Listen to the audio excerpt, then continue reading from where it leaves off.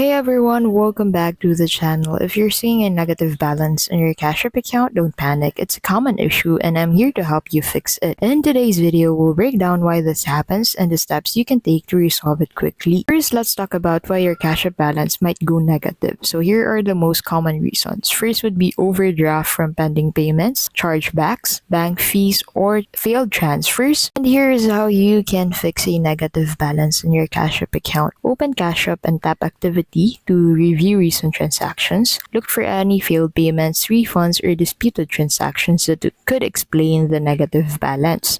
To resolve the balance quickly, tap the Banking tab and select Add Cash. Enter an amount that covers the negative balance and confirm the deposit using your linked bank account or debit card. If the issue involves a chargeback or disputed payment, contact the person who sent the payment to resolve the issue. You can request that they can resend the amount or cancel the dispute. If you're unsure why your account is negative or can't resolve the issue yourself, contact Cash App support directly. Open the app, tap the profile icon, and select the support tab. From there, you can report the issue and get assistance. If you don't fix your negative balance, Cash App may suspend your account and you won't be able to send or receive money until it's resolved. So it's best to act quickly, and that's how you can fix a negative balance on Cash App. It's always a good idea to address these issues as soon as possible to avoid any disruptions to your account.